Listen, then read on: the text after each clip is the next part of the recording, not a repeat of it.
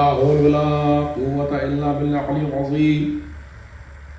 أعوذ بالله من الشيطان الرجيم. بسم الله الرحمن الرحيم. والحمد لله والصلاة والسلام على رسول الله وعلى آله آل الله لا سيما بقية الله ولعنة الله على أعدائهم أعد الله من يوم هذا إلى لقاء الله. أما بعد فقد قال الله في كتاب حكيم. بسم الله الرحمن الرحيم. من يهد الله فهو مهتد ومن يضلل فأولئك هم الخاسرون.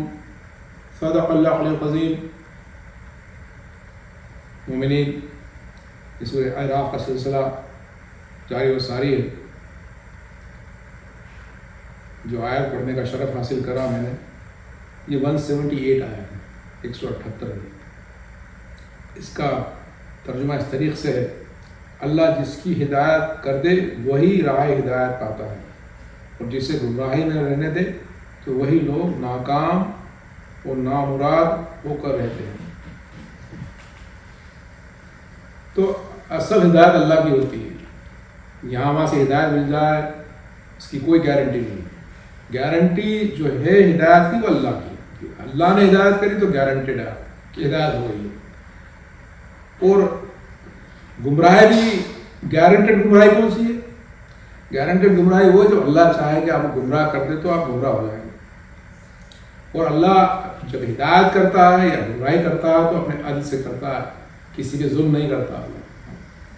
اگر اللہ کسی میں تھوڑی سی صلاحیت دیکھتا ہے تو اللہ اس کو ہدایت کرتا ہے، تھوڑی کہ اللہ کسے ہی کر دے گا. اللہ تعالیٰ حکیم ہے، اللہ خبیر ہے، اللہ کریم ہے، اللہ رحیم ہے.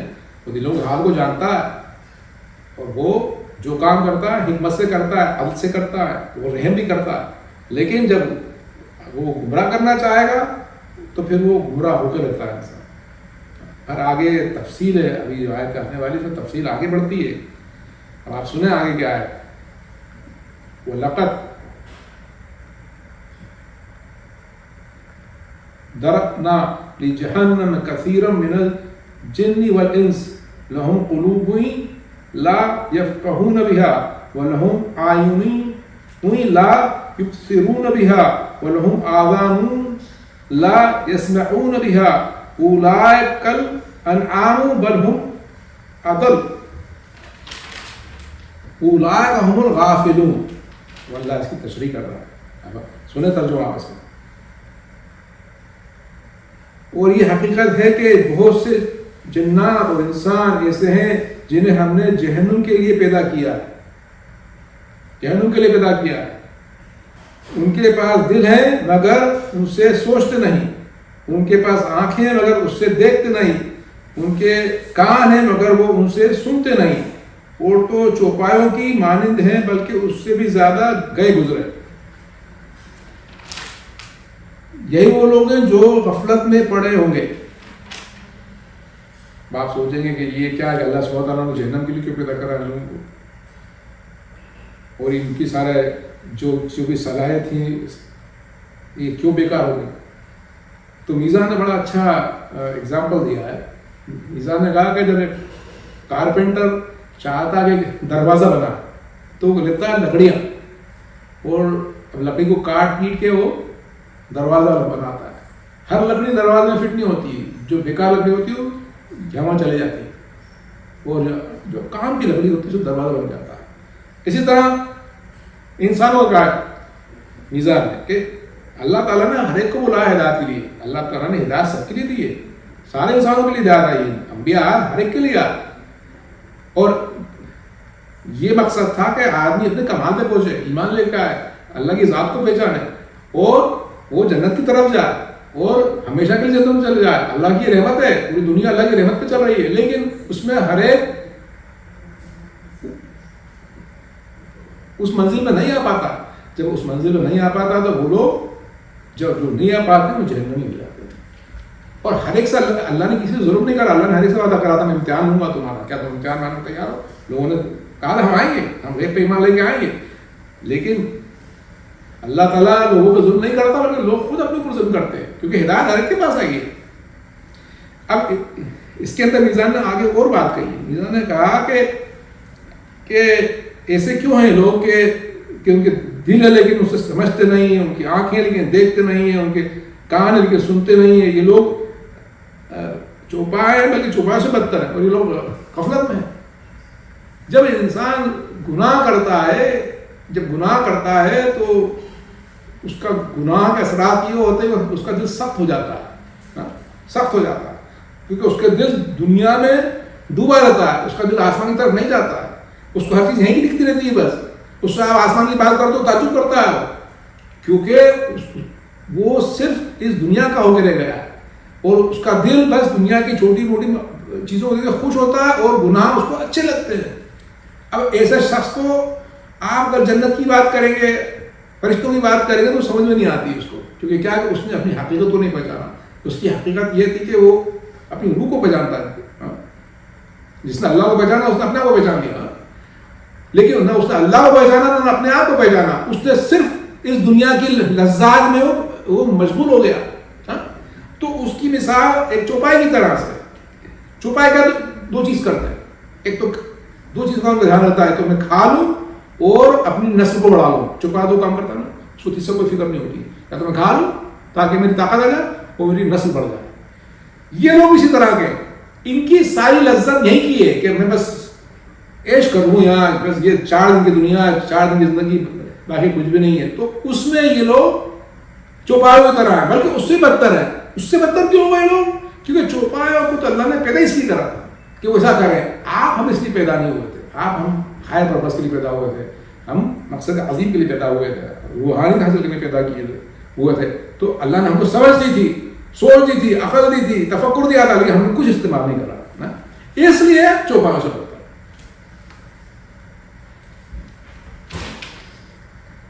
وَلِلَّهِ أَسْمَاءُ الْحُسْنَى فَادْعُوهُ بِهَا وَذَرُوا الَّذِينَ يُلْحِدُونَ فِي أَسْمَائِهِ سَيُجْزَوْنَ مَا كَانُوا يَعْمَلُونَ.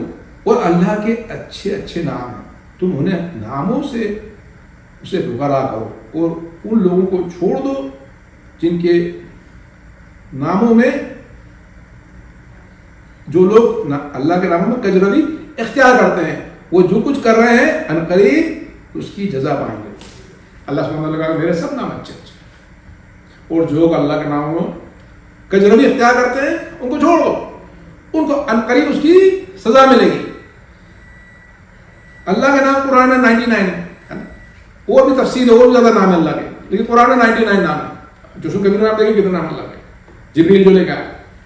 تو ہر نام اللہ کا اچھا ہے, اور ہر نام اللہ کی صفت بتاتا ہے. ساری صفتیں اچھی اللہ کے پاس, ساری صفتیں اچھی اللہ کے پاس ہیں. ہم اللہ کو کی جو صفتیں ہیں ان کی, ہم صفتوں کو نہیں پکارتے ہیں. آپ توجہ دیں, ہم صفتوں کو نہیں پکارتے ہیں, ہم اللہ کو پکارتے ہیں. دماغ میں یہ دھیان رکھیں کہ اس کی یہ صفات ہیں. ہم اللہ کو پکارتے ہیں کیونکہ ساری صفتیں اللہ میں جذب ہے. مطلب صفت اور اللہ الگ الگ نہیں ہے, اللہ تو صفتوں سے بھی اعلیٰ. یہ صفتیں بتاتی ہیں کہ ہاں اللہ کی طرف معرفت دیتی ہے اللہ کی. اصل اللہ کی ذات تو کسی کی سمجھ میں نہیں آتی ہے, لیکن اس صفات سے ہم کو سمجھتے ہیں, اللہ کو کوشش کرتے ہیں تاکہ ہم اس کی طرف رجوع کریں.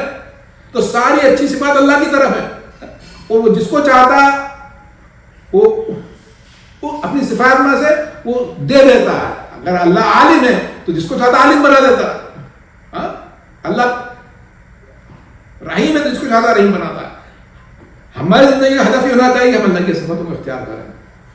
ہمارا ہدف یہ ہونا چاہیے کہ ہم اللہ کی صفتوں کو اختیار کریں تاکہ ہم کمال کی طرف پہنچیں. ہم کمال کی طرف پہنچیں. لیکن اللہ نے کہا کہ ان لوگوں کو چھوڑ دو جو لوگ اللہ کی ناموں کے اندر کجروی اختیار کرتے ہیں. تو کون لوگ اللہ کے ناموں میں کجروی اختیار کرتے ہیں؟ ایتھسٹ ہے. اللہ خالق ہے, وہ کہتے ہیں کہ اللہ نے خلق نہیں کرا, یہ تو نیچر نے خلق کرا. ہر چیز اللہ کی صفات کو نیچر سے بتاتے ہیں, نیچر نے کرا ہے. یہ اللہ پہ ظلم کرتا ہے. اللہ پہ ظلم کرتا ہے, خود پہ ظلم کرتا ہے. پھر دوسرے کون ہوئے؟ مشرکین. مشرکین مطلب کہ جو اللہ کے نام ہے وہ دوسرے جو صفات اللہ کی وہ دوسرے وہ صفات کو انہوں نے جھوٹے خدا بنا لیے. برہما وشنو بنے creator god, maintainer god, destroyer god, Shiv god, مطلب جھوٹے خدا بنا, من گڑت خدا بنا. اس طرح انہوں نے اللہ کی صفت کو دوسروں میں لادا جو کہ جن کی کوئی حقیقت نہیں ہے. تو یہ وہ لوگ ہیں. اور تیسرے کون لوگ ہیں جنہوں نے اللہ کی صفات کو پیغمبران سے منسلک کر دیا. مطلب کہ کہا کہ مطلب کہ تین میں کا تیسرا اللہ, اور اللہ کی صفات جیسس پہ لگائی دی کہ وہ بھی گاڈ ہے. استغفر اللہ ربی باتوں بولے. تو یہ چیزیں ہیں کہ یہ چیزیں قابل غور ہیں. امام صادق علیہ السلام نے کہا کہ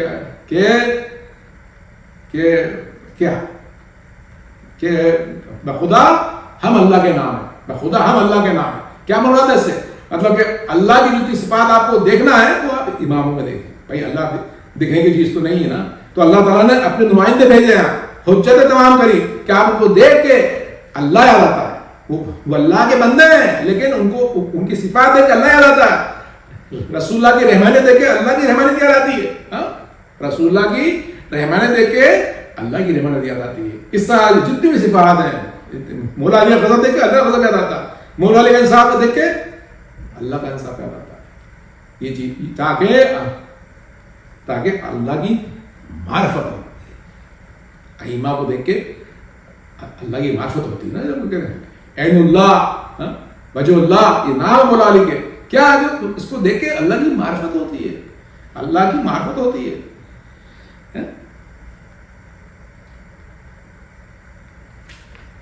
وہ ممن خلقنا امت یہدون بالحق وبہ یعدلون. اور ہماری مخلوق میں ایک ایسی امت ہے جو حق کی راہ دکھاتی ہے اور اسی کے مطابق عدل سے کام لیتی ہے. یہ پہلے تو اللہ نے یہ کہا کہ جس کو چاہتا گمراہ کرتا, جس کو چاہتا ہدایت دیتا. اس کے بعد اللہ نے کہا کہ مجھے میرے نام سے پکارو. اب آگے اللہ نے آگے بات کہی. کیا کہی اللہ نے بات کہ وہ میں یخلق الامت ہوئی, جو ہم نے امت بنائی ہے, خلقت کی, ان میں سے ایسی امت بھی ہے, مخلوقات میں ایسی امت بھی ہے جو حق کا راہ دکھاتی ہے, اسی کے مطابق عدل سے کام لیتی ہے. یہ وہ ہے نیشن ہے سرکاری قوم میں, مسلمانوں میں, جو کہ حق کا راستہ دکھاتی ہے اور اسی کے ساتھ انصاف کرتی ہے. پورے سے نہیں, ان میں سے ایک حصہ جو کرتا ہے, پورے سے نہیں, اس میں سے ایک حصہ جو یہ کرتا ہے. اس کے بارے میں تفصیل میں آپ کو پڑھ کے سناتا ہوں حدیث.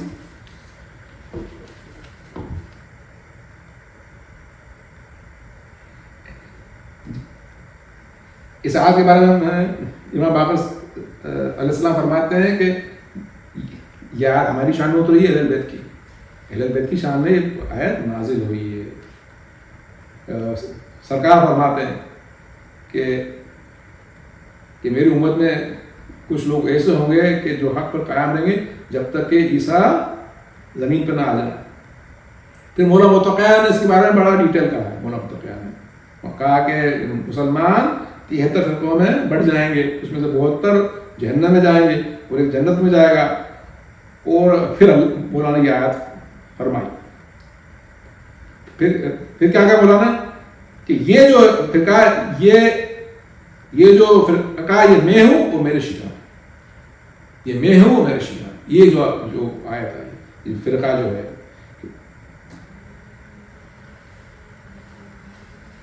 تو ہم کو چاہیے کہ ہم مولا کے صحیح شیعہ بنیں.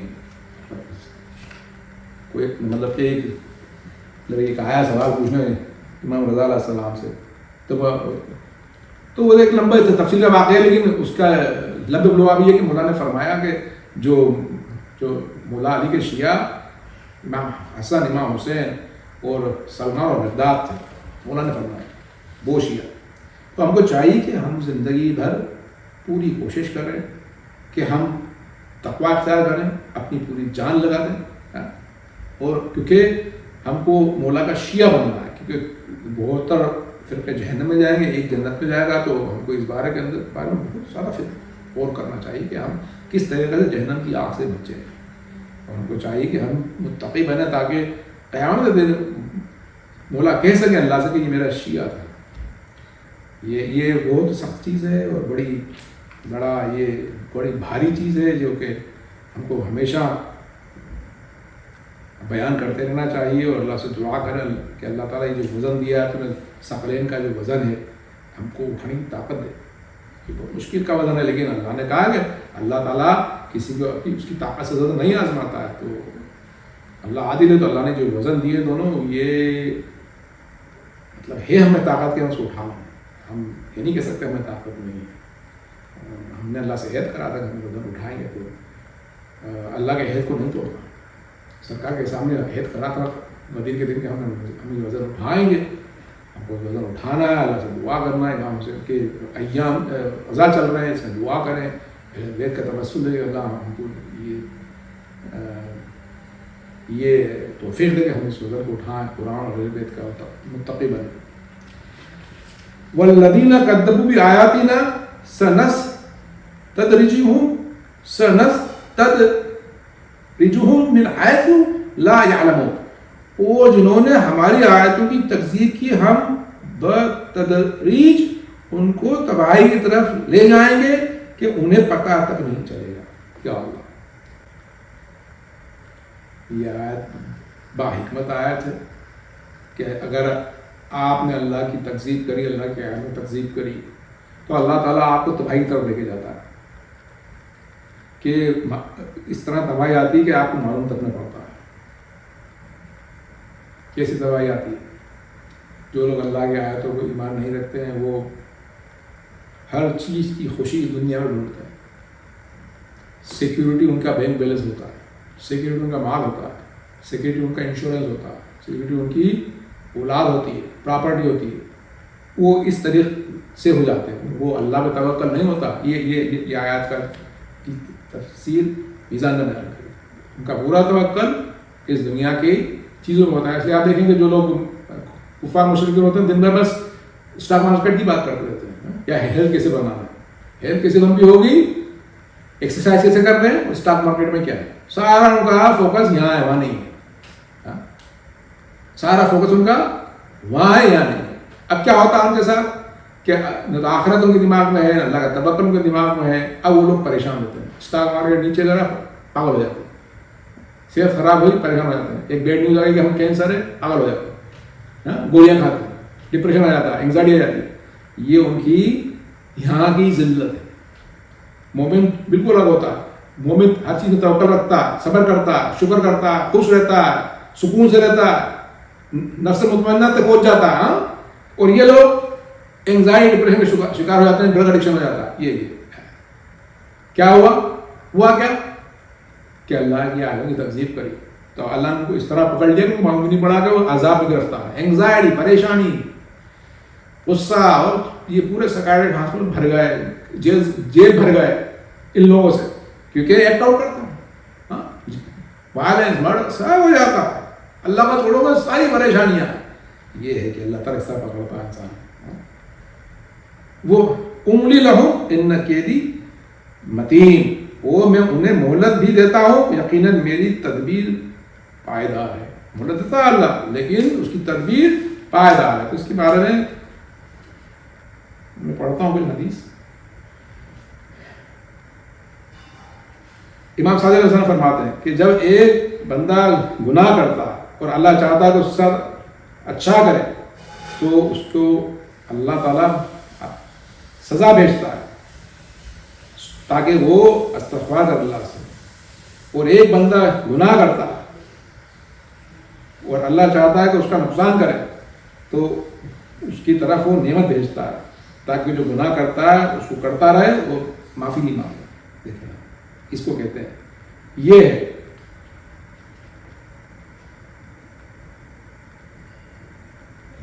پھر کیا امام صادق علیہ السلام نے کہا کہ جب ایک بندہ گناہ کرتا ہے اور اس کی اگر نعمتیں واپس آ جائیں اور وہ معافی مانگنا بھول جائے, یہ پھر مولانا نے پھر سمجھا, اسی بات کو پھر دہرایا.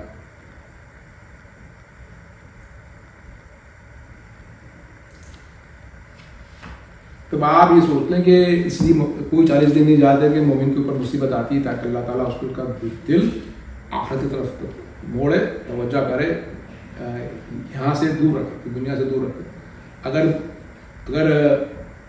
مصیبت نہیں آ رہی ہے، بس نعمت ہی نعمت مل رہی تو انسان کو غور و فکر کرنا چاہیے کہ اس نے سب کیا گناہ کرا ہے کہ وہ بالکل ہی صرف نعمتیں آ رہی ہیں۔ پریشان ہونا چاہیے، انسان پریشان ہونا چاہیے کہ کیا ہوا ہے۔ اولم یتفکروا ما بصاحب من جنہ ان هو الا نذیر مبین، کیا انہوں نے سوچا نہیں کہ ان کا رفیق دیوانہ نہیں ہے بلکہ وہ تو ایک واضح ڈرانے والا ہے۔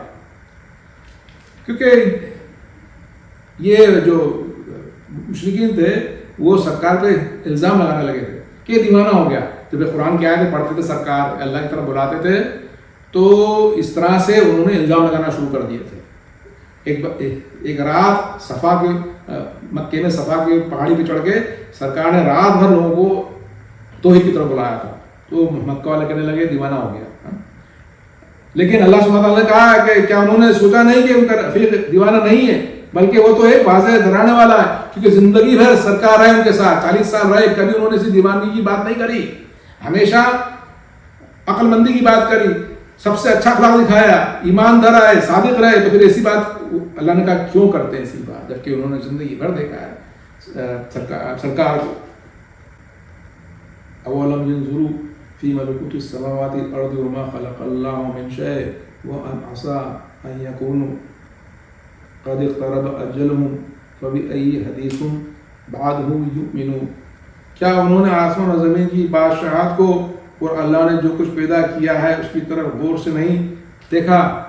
عجب نہیں کہ ان کی موت کا وقت نزدیک پہنچ گیا ہو اور اس کے بعد اور کس بات پر ایمان لائیں۔ اللہ سبحانہ نے کہا کہ کیا انہوں نے غور نہیں کرا آسمان و زمین کی بادشاہت کو اور جو کوئی اللہ نے پیدا کرا اس پہ غور نہیں کرا، اور یہ نہیں سوچا کہ ان کی موت کا وقت نزدیک پہنچ گیا تو اب اس کے بعد کس چیز پہ ایمان لائیں گے۔ اللہ تعالیٰ نے بار بار قرآن میں اپنی کائنات کو بتایا، بار بار بتایا کہ اس طرح سے دن اور رات آپس میں بدلتے ہیں، چاند سورج کو پیدا کرا، اللہ سبحانہ تعالیٰ نے نباتات کی باتیں کر رہی ہیں، حیوانات کی باتیں کر رہی ہے، ہماری خلقت کی باتیں کر رہی ہیں، کہا کہ میں نے سب کچھ کر دیا تمہارے سامنے، تم سب کچھ دیکھ رہے ہو۔ ہاں پھر اس میں جو خاص بات میزان نے کہی، اس نے کہی میزان نے بتایا کہ یہ تم مٹیریل ورلڈ دیکھ ہی رہے ہو، چل رہا ہے، لیکن اس کا تم نے یہ کبھی غور کرا کہ نہیں کہ جو مٹیریل ورلڈ کا کنیکشن رب العالمین سے ہے، ایک ذات ہے جو ہر چیز کو کنٹرول کر رہی ہے۔ بھائی چاند ستارہ تو ہیں، رات دن تو ہے، لیکن ان کا تعلق رب العالمین سے جو ان کو سب کچھ چلا رہا ہے۔ تو تم بھی ایمان لائق نہیں لائے رب العالمین پہ کہ صرف دیکھے جا رہے ہیں اس کو، تو یا اس بات کو تم باور کرا کے نہیں کہ ایک ذات چلا رہی ہے جو کہ خدا واحد ہے۔ کہا کہ اگر ابھی بھی ایمان نہیں لائے تو پھر کیا کب ایمان لاؤ گے، جبکہ تم موت آ جائے گی؟ کیا اس کے بعد ایمان لاؤ گے؟ کیا میں یضلل اللہ فلا ہادی لہ ویذرہم فی طغیانہم یعمہون، اللہ جسے گمراہی میں رہنے دے تو اسے کوئی ہدایت دینے والا نہیں، وہ انہیں چھوڑ دیتا ہے کہ گمراہی میں پڑے بھٹکتے رہیں۔ تو اللہ تعالیٰ جس کو چاہتا ہے گمراہ کر دیتا ہے۔ اللہ تعالیٰ دیکھتا ہے کہ جب اس کا دل سخت ہو گیا گناہوں سے، اس کا دل سے دنیا میں، تو پھر اللہ اور وہ اس کے دل میں صرف تکبر ہے، تو پھر اللہ تعالیٰ جس کو گمراہ کر دے پھر اس کو کوئی ہدایت دینے والا نہیں ہے، اور پھر اسی طرح بھٹکتا رہتا ہے۔ یسألونک عن الساعۃ ایان مرساها قل انما علمها عند ربی لا یجلیها لوقتها الا هو ثقلت فی السماوات والارض لا تأتیکم الا بغتہ یسألونک كأنك حفیف عنها قل انما علمها عند الله ولكن اکثر الناس لا يعلمون۔ یہ آپ سے قیامت کے بارے میں دریافت کرتے ہیں کہ وہ کب آئے گی، آپ فرما دیجیے کہ اس کا علم میرے رب کے پاس ہے، وہی اس کے وقت پر ظاہر کر دے گا۔ آسمان و زمین میں سخت بڑی ہوگی، وہ تم پر اچانک آ جائے گی۔ وہ آپ سے اس طرح دریافت کرتے ہیں کہ وہ آپ نے اس کے علم کا احاطہ کر لیا ہے. فرما دیجئے کہ قیامت کا علم اللہ کے پاس ہے، لیکن اکثر لوگ حقیقت سے بے خبر ہیں. پوچھا کرتے ہیں سرکار سے ہمیشہ کب آئے گی قیامت، کب آئے گی؟ تو کہا کہ کہہ دو کہ اس کا علم صرف اللہ کے پاس ہے اور صرف اس کو اسے وقت معلوم ہے. وہ ایک بھاری چیز آسمان زمین پہ ہوگی. میزان نے کہا بھاری چیز کیوں ہوگی آسمان زمین کے لیے؟ ایک تو کیا ہے بھاری اس لیے ہوگی کہ جب قیامت آئے گی تو آسمان زمین کی ہر چیز ختم ہو جائے گی، ختم ہو جائے گی. جو چیز ختم ہونے والی ہے پھر سے اللہ تعالیٰ یہی ختم کر کے پھر پیدا کرتا ہے، ختم ہو جائے گی. تو جو چیز ختم ہونے والی ہے وہ چیز اس کے لیے بہت بھاری ہے، وہ ایک دم سے آ جائے گی. پھر کہا کہ آپ کے پاس اس کا علم ہے کیا؟ تو کہا کہ اس کا علم تو صرف اللہ کے پاس ہے. جب سرکار نے کہا کہ میرے پاس علم نہیں صرف اللہ کے پاس ہے تو اس سے سرکار کا علم ظاہر ہوتا ہے. کیا علم ظاہر ہوتا ہے سرکار کا کہ مجھے اس کا علم نہیں ہے، صرف اللہ جانتا ہے. تو اللہ سرکار کو اس کی معرفت تھی قیامت کے دن کی کہ مجھے میرے پاس علم نہیں ہے. اپنی عبدیت سرکار نے ظاہر کری کہ میں صرف عبد ہوں، مجھے جتنا علم دیتا ہے اللہ میں لیتا ہوں بس. یہ سرکار کی نے اپنی عبدیت ظاہر کری، کہا کہ اس کا علم صرف اللہ کے پاس ہے. لیکن زیادہ تر لوگ نہیں جانتے. تو قیامت جب آئے گی مومنین، لیکن ہماری قیامت تو جب آتی جب ہمارا انتقال ہو جاتا ہے. ہماری قیامت جب ہمارا انتقال ہو جاتا ہے. یہ ہمارے لیے چھوٹی قیامت ہے. ہماری زندگی کتنی بچی ابھی اللہ نے فرمانا کہ عجب نہیں تمہاری موت کا وقت قریب ہو، کب ایمان لے کے آؤ.